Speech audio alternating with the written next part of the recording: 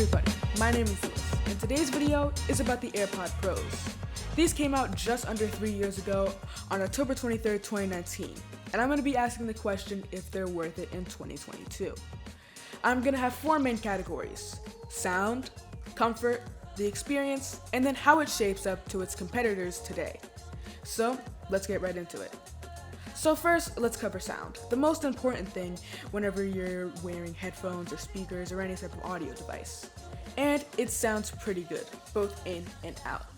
The microphone isn't anything special, it isn't great, it isn't bad, it's just kind of there. This is the microphone of the AirPods Pro. But the sound experience is amazing.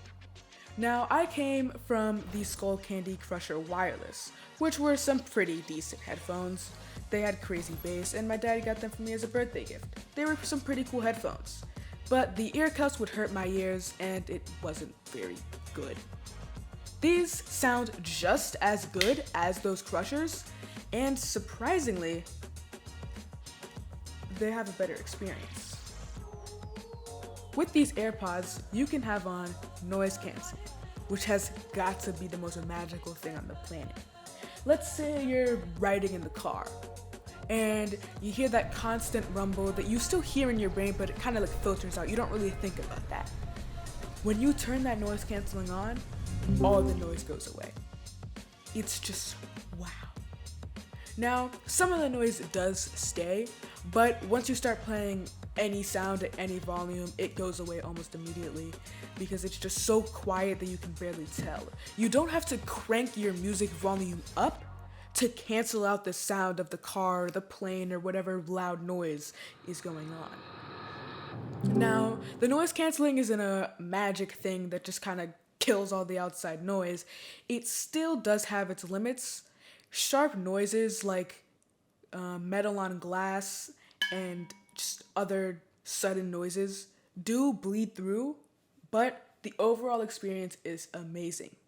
And that's what makes these sound so good. It's not the general sound quality, which, keep in mind, is pretty good. You're not sacrificing anything.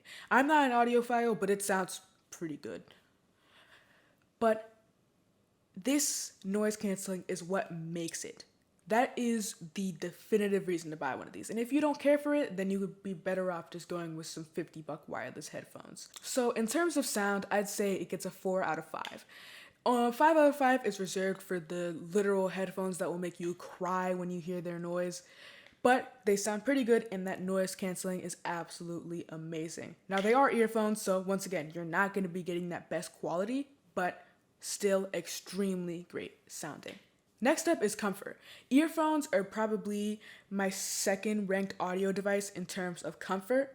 I find some big over-ear headphones more comfortable, but this might just change my mind because there's no big headband weighing on your head like the over-ears. It's just kind of there. Now, it does feel like there's kind of like a block in your ear once you first kind of put them on, but once you adjust them into the right place, they feel pretty good. And they also have 3 ear tips so that you can get just the right size. My ears are lopsided, so one's smaller than the other. This one is a medium ear tip and this one is a large. For me, these fit absolutely perfectly, but some people, it just doesn't fit in their ears at all. Like my sister, she tried these on and it just wouldn't fit in her ear. So you may want to test it out and be ready to return it if it doesn't fit in your ears. But for me, they fit perfectly. And make sure you try all of the different sizes and mix and matching them until you find the perfect fit. Like I said, one's a medium on this side and the other one's a large, and they fit extremely well and they don't slip out. Now I'm going to talk about the experience. I'll get into the user experience later of pairing and connecting and actually using that earphones, but now I'm going to talk about the battery life. The battery life is only 4.5 hours with the tiny little earpods inside and 24 hours with the charging case. And you might be thinking, that's way too low for me. And that's what I thought too. I'm coming from a headset that has 30 hours of battery life on a single charge. But the battery life isn't that much of a concern for me, surprisingly.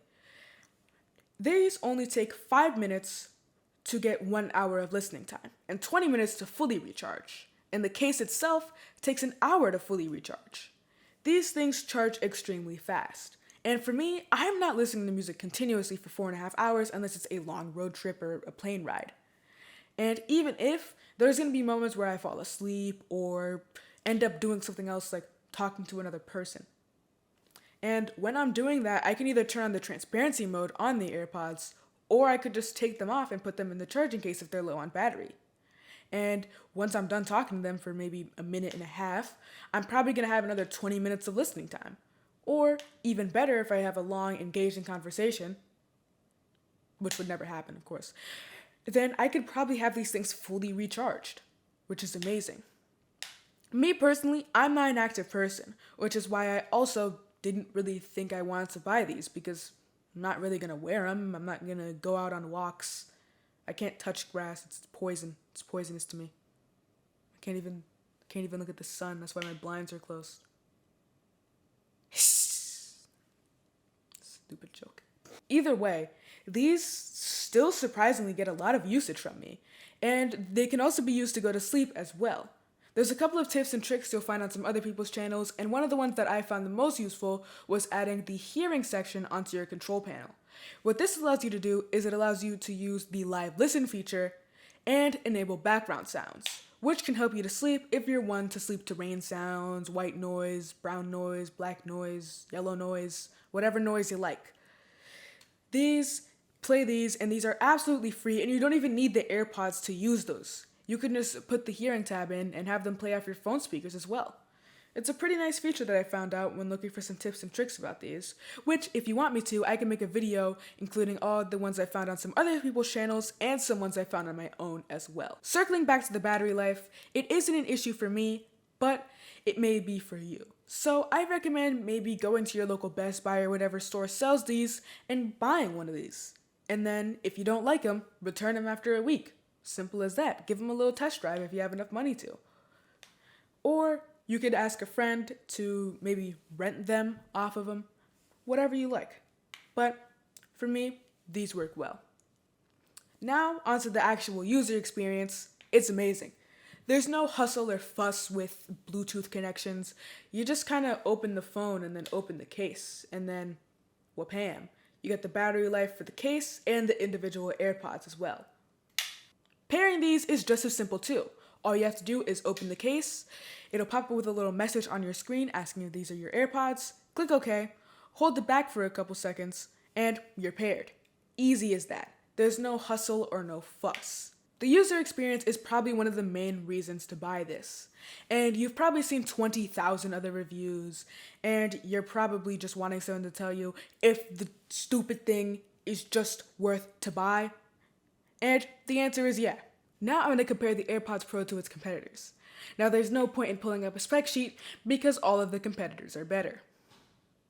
You might be asking yourself right now, did this kid spend the entire video praising the AirPods, and then at the end come right back around and say that all of the competitors are better? Yeah, I did. These did come out 3 years ago. But they're better only on paper. Let me explain. So, let's take the WF-1000XM4s for example. They have better noise canceling, marginally better sound quality, at least in my opinion, and they're better on paper. Better parts, just better. But using them in the real world isn't a very good experience at all. Let's take some of the reviews from the companion app, which you use to set it up and change settings on it. This one is from Matthew Sanders on July 1st, 2022, a 1-star review. This app barely works. I had to uninstall and reinstall it during setup because it kept crashing, and 1 day later, it wouldn't stay open. If the headphones are off, it opens, but the second it starts connecting to the headphones, it crashes again. Also, I couldn't view the tutorial until I was on a different Wi-Fi network, even though it was just images. Horrible UI, takes forever to find any of the features, and somehow this web app is worse than the apps for Sennheiser, Skullcandy, and Soundcore. You might be saying, yeah, that's one negative review. Let's take a positive review. From Gerald B. on June 29th, 2022. This is a 5-star rating. Clean interface. Would be nice to have more on-screen help. After tutorial, I forgot a lot of the features. Works well otherwise. Hasn't crashed, seems to be responsive with the 1000XM4, and Sony has been doing a great job working out the bugs, which I appreciate. One thing to remember when folks say the app or headphones doesn't work, I find most often the media/music app is not great. The Sony stuff works. test a different app and see what it does. YouTube, for example. The problem is it's hit or miss. Sometimes it works perfectly, other times in the other person's situation, it doesn't work. They were talking about how sometimes the music app is broken. However, they were talking about setting up the headphones with the Sony app, which is exactly why I say that they're better only on paper. Using them isn't as good as an experience as AirPods. Now, let's go to the iOS side of things, where we're going to look at the reviews for the iOS side of the Sony Companion app. The support for the new WF-1000XM3 headphones has been bizarre. There's apparently been a bug with the Google Assistant integration that Sony has been alternately releasing patches and blaming Apple for. However, the patches meant to address this issue have apparently introduced new stability and unreliability issues with my brand new, very expensive WF-1000XM3s. Sound skips a little, and often, 1 to 10 times a day, the app either refuses to connect to them or the settings don't take. This is an unbelievable failure for Sony. It really seems like they don't know what they're doing at a fundamental level. I'm still within the return period for these, and I'm considering returning them and getting the new AirPods Pros. Even those have awful batteries and will undoubtedly sound worse. Fix this, Sony. And then the next update. The new update makes it so that you have one earphone set to use Alexa. When you take with just that earphone out, it completely disconnects both of them and you can never listen with just one. This is really frustrating because I like using Alexa, but I also need to be able to listen with only one earphone frequently. Sony's very poor support of these expensive headphones is degrading and disconcerting. And the final update is, I'm angry that Sony was the cause of my WF-1000XM3 constantly changing volumes, but I'm glad they finally fixed them. Took them the better part of a year. Really unprofessional. Like I said before, the AirPods Pros will sound worse, the noise canceling will be worse, but using the app is a pain. And that's why I still got these things. Because the user experience is just plain better. And to be honest, you're not buying these for the most audio quality. You're not. If you are, you need to look elsewhere because these aren't it. But these are just easy to use. You put them on and they go. There's no fuss. It just works. You don't need to worry about having bugs. You don't need to worry about issues. They just plain work. And these things are still 3 years old. And the newer still can't compete with them. That is exactly why I love my AirPods and why I still purchase them in 2022, 3 years later. So, if you're an audiophile and you want the best audio quality, don't go for these. But if you want convenience, you just want headphones that work, and you want to be able to use them, you want them comfortable, Here's my final take on this. They're not the best headphones. They're not great headphones. They're just good at everything. They're not great at everything. They're not the best at anything. But they have good sound quality. They fit in your ears pretty well. Some people, like I said, can't wear them, but most people wear them fine, like me. The user experience is the best part of this. That is the one thing that they do the best. But the total experience is just good. It's not great. It's not fantastic. It's not amazing. It's just good. And that's the reason why I have these. If you want the best sound, don't buy these.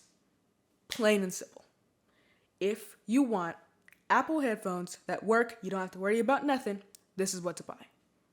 That's the only way I can put it. That really is. They just work.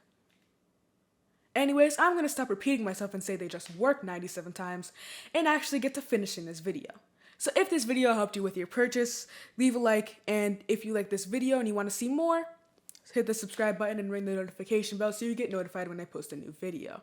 Final thing I want to say before I close this video out and play the outro is I want to thank you guys for liking and commenting on the video. It makes my day and I love seeing people interact with my videos.